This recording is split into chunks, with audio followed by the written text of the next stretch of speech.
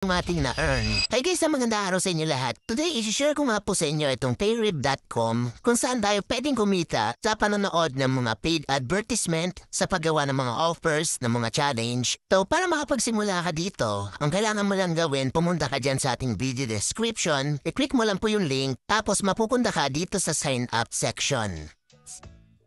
Ang kailangan mo lang gawin dito guys is mag-create ka ng account mo, i-fill out mo lang itong full name, yung iyong email address, make sure na nakakatanggap ng email yung iyong email address dahil magsisend sila dyan ng confirmation code. Tapos i-fill out nyo itong password and mag-agree na rin kayo sa kanilang terms of service at basahin nyo na rin yung kanilang privacy policy.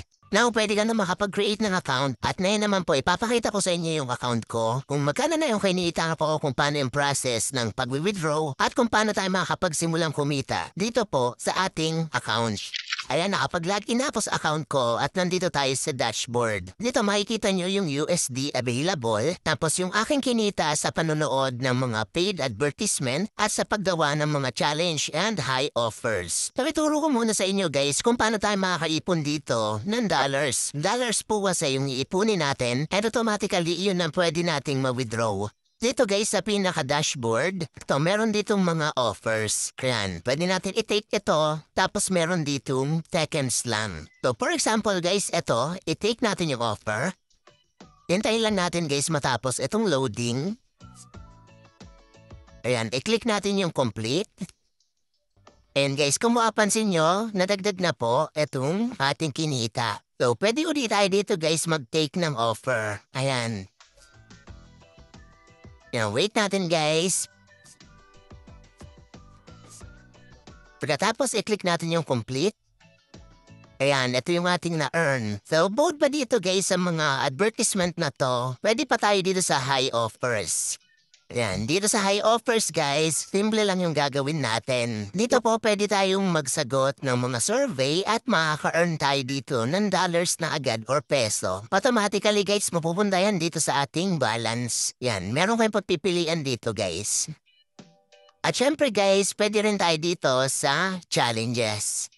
Dito po meron tayong challenges. And pag ginagawa natin yon, makaka-earn tayo ng dollars. For example dito, complete 30 steps by watching mixed advertising websites, makaka-earn tayo ng 3 USD. Pero yan, up to 3 USD lang po. Tapos dito naman, create a YouTube video talking about payrib, maka-earn ka ng 7 up to 150 USD. Tapos dito, meron ding ibang offer.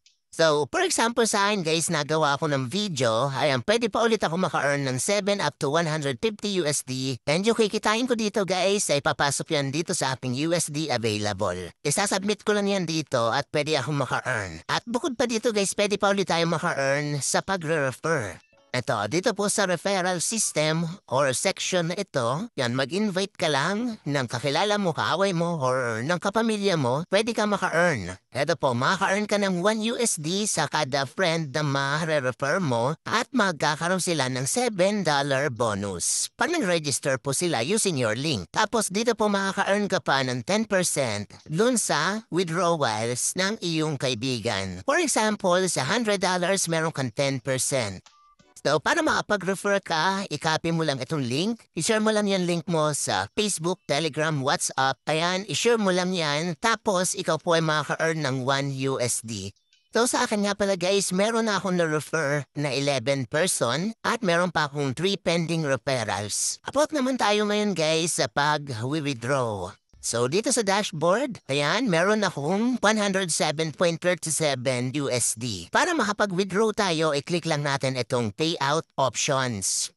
Dito guys, maraming options para makapag-withdraw. Merong bank transfer, may Venmo, USDT cryptocurrency, may Cash App, merong Pix transfer, may PayPal, Xbox and Google Play. Iisa lang guys ang minimum at maximum withdrawal. Ang minimum withdrawal ay 100 USD at ang maximum ay 1,000 USD. Pili kayo guys kung cryptocurrency, bank account, or PayPal.